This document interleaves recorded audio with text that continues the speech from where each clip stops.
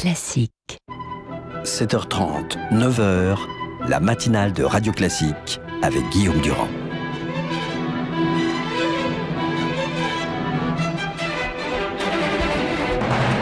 L'invité politique sur Radio Classique et LCI.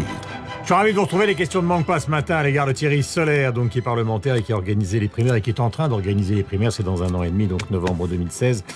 Donc, au sein de l'UMP. J'ai une petite question d'abord, bienvenue, à vous poser concernant l'affaire du CSA. Tout ça est quand même extrêmement trouble. On a enlevé beaucoup de candidatures qui paraissaient crédibles.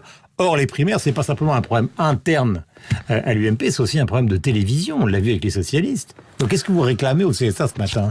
Une seule chose, de la transparence dans sa décision. Et quelle logique qui va conduire à la nomination d'un président de France Télé. Moi, j'attends deux choses du prochain président de France Télévisions. Mais c'est lui qui va organiser les primaires à la télévision. Alors, c'est lui en tout cas, parce que les primaires, elles auront lieu, bien sûr, sur France 2, sur France 3, elles auront lieu sur le service public.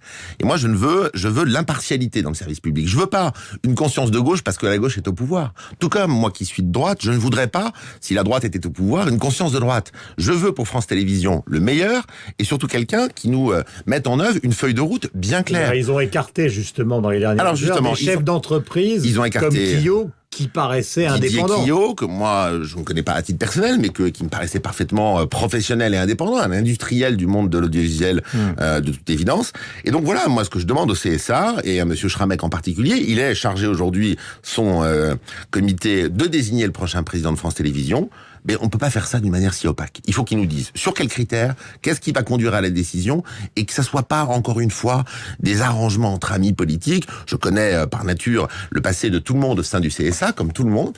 On attend de la transparence. Qu'est-ce qui conduit à la désignation du prochain président français ? On écrit beaucoup partout dans les journaux qui sont ici, vous les lisez comme moi, que le président de la République aurait souhaité une femme. Et comme il y a une ancienne directrice du Nouvel Observateur qui est plutôt un journal de gauche, Madame Collin, on peut se demander, qui n'a d'ailleurs jamais dirigé le moindre média audiovisuel public, on peut se demander si c'est pas ça qu'on est en train de dissimuler. Non, mais moi, j'attends pas une femme, j'attends pas un homme, j'attends pas un jeune, j'attends pas un vieux, j'attends un professionnel du monde de l'audiovisuel qui est la compétence unanime. Déjà. Bah oui, c'est ça qui m'inquiète. C'est ça qui m'inquiète et qui affirme une feuille de route très claire. Qu'est-ce qu'il veut faire de France Télé ? Vous savez, les Français, ils payent une redevance, c'est une taxe. Ils attendent de savoir si on paye un impôt, pourquoi, à quoi ça sert. Soyons francs, Thierry Solère, est-ce que vous avez une suspicion concernant le président du CSA lui-même, Olivier Schrammeck ? J'aime pas les attaques de personnes. Je sais qu'il avait été le directeur de cabinet de M. Jospin. Donc sa proximité avec le pouvoir actuel socialiste est importante.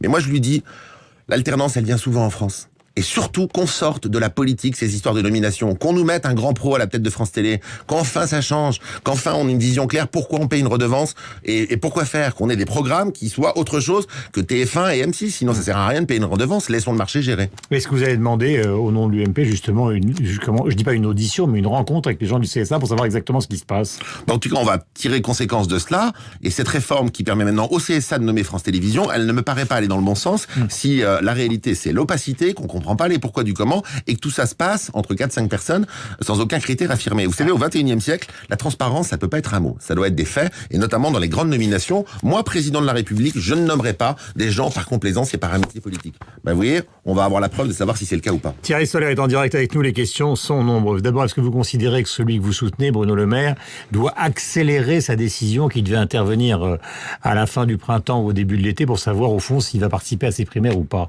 Vous êtes partisan qu'il y aille ce matin, oui ou non ? Je peux vous dire que je sais que c'est très attendu par beaucoup de Français. Beaucoup de parlementaires sont proches de Bruno Le Maire et souhaitent qu'il soit candidat à cette primaire. Oui, moi je pense que Bruno Le Maire, il a un vrai message à porter à l'occasion de cette présidentielle, mais c'est pas une décision, il l'a dit, je crois d'ailleurs à cette antenne notamment, qu'on prend à la légère. Bruno Le Maire, s'il est candidat aux primaires, je suis persuadé qu'il le sera. Il ne l'est pas, il ne le sera pas pour faire un tour de chauffe. S'il est candidat aux primaires, il n'est pas là pour assurer son avenir personnel par un poste. Il est là pour la gagner, la primaire, s'il y va. Et au fond, la droite, elle a gouverné. C'est très important ce que vous dites, c'est que là, on joue un peu avec les mots ces derniers temps parce que la situation est compliquée.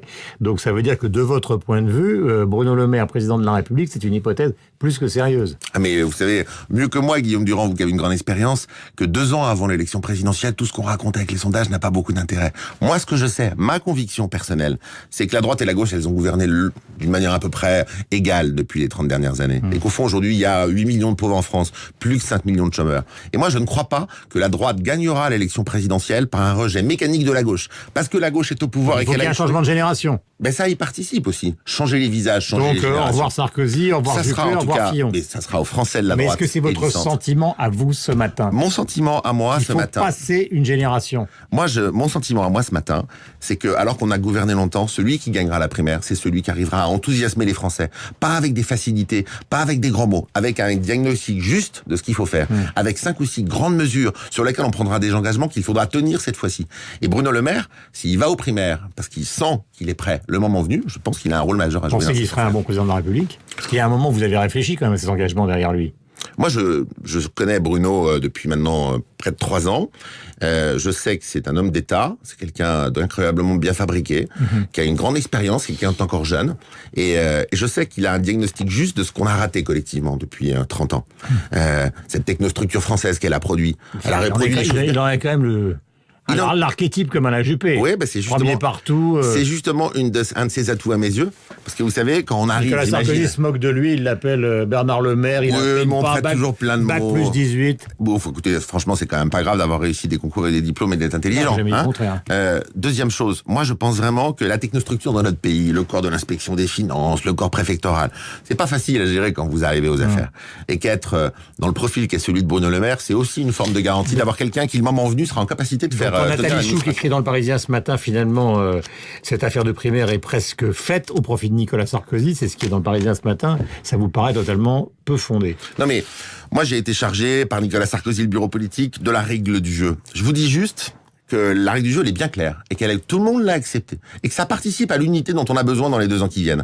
Je suis certain, à titre personnel, ma conviction, c'est que les Français massivement voudront l'alternance et qui seront très nombreux à venir voter et que celui ou celle qui gagnera, c'est celui qui arrivera à enthousiasmer les Français, pas sur des Donc slogans. Les jeux ne sont pas faits. Non, bien sûr que non. Parce que je vous cite cet article. Ah bah écoutez, j'aime Nathalie Chuc, mais je crois pas que ça se passe comme ça la vie politique et vous le saviez mieux. Non, mais prof. Le moment venu, c'est celui qui arrivera à apporter un diagnostic juste, à avoir des vraies réponses. Vous voyez tout ce qui marche pas, regardez l'actualité tous les jours. L'État aujourd'hui, il est tellement partout. En vrai, il est impuissant à faire appliquer des politiques publiques. Ce qu'il faut, et les Français sont en attente de ça, c'est que l'État il soit fort et qu'on arrive à faire appliquer les décisions publiques sur les grands sujets, et puis qu'on fasse souffler un grand vent de liberté dans l'économie. Parce que regardez comment ça se passe partout en Europe, et regardez comment c'est en France. Tout est fait pour brider l'initiative individuelle. Est-ce que vous considérez, Thierry Solère, qu'il faut que les primaires soient institutionnalisées dans tous les partis politiques? Je veux dire par là que finalement, même si François Hollande est sortant, il faut qu'il repasse par la case primaire. Parce qu'au fond, c'est une règle du jeu qui est valable pour toutes les familles politiques. Non, moi je dis pas ça aujourd'hui. Je regarde bien sûr les. Parce que Manuel Valls a dit sur Canal+, il sera le candidat naturel, je le soutiendrai, etc., etc. Alors beaucoup des amis. Il y a deux choses. À l'intérieur du PS, il y en a beaucoup qui considèrent qu'il vaudrait mieux que Valls y aille que Hollande, donc primaire. J'entends ces débats à gauche. Je crois qu'il y a 2 choses qui cohabitent. Il y a nos institutions qui ont évolué avec le quinquennat. Ça a changé beaucoup de choses, le quinquennat. On s'en était pas rendu compte à l'époque. Et puis après, il y a l'époque. Il y a le fait qu'on a envie, et les Français eux-mêmes veulent participer à les décisions publiques. Les primaires, c'est quoi au fond? C'est d'élargir le socle. Donc vous ne demandez pas des primaires à gauche obligatoires? Non, moi je suis pas persuadé que quand on a un président sortant qui est en âge de se représenter, il y ait besoin de faire des primaires dans une famille politique. On n'est pas là non plus pour se compliquer la vie. Au fond, la primaire, ça sert à quoi à droite? C'est pas la culture de la droite française, qui est une droite bonapartiste, qui souvent où il y a l'homme providentiel. Au fond, aujourd'hui, on peut pas se permettre d'avoir 2 candidats sur la ligne de départ à l'élection présidentielle. Et ça va donner une formidable légitimité d'en sélectionner celui ou celle qui permettra une alternance, pas une alternance automatique, mais une alternance pour vraiment changer le déclin. Et il nous reste 2 minutes. D'abord, est-ce que vous pensez que François Hollande va annoncer quelque chose sur Canal+, en dehors du fait que justement, il n'a qu'une seule obsession, c'est de se représenter? Mais il annonce toujours plein de choses. Les mots, il y en a beaucoup depuis 3 ans. Les déclarations, ils sont parfois justes, ceux de Manuel Valls, notamment sur les sujets qu'on peut tous partager. Mais quand on est acteur de la vie politique, quand on est président de la République, on n'est pas là pour parler, on est là pour faire. On parle en politique, les paroles et des actes. On parle avant les élections, on agit après. Moi, ce que j'attends du président de la République, c'est 4-5 grandes décisions qui permettraient à la France de sortir de ce déclin. Mais vous les attendez ou pas? La réforme du marché du travail, par exemple. Le ministre des Finances allemand dit qu'il faut absolument que le Parlement et l'opinion publique en France laissent passer la réforme du marché du travail. J'attends la mise en œuvre de réformes réelles et concrètes, pas de la cosmétique, pas des trucs pour faire joli, pas des choses pour faire semblant, vous pas des choses pour faire considérez que dimanche, ça risque d'être le championnat du monde du baratin, quoi. Ah ben je le crains.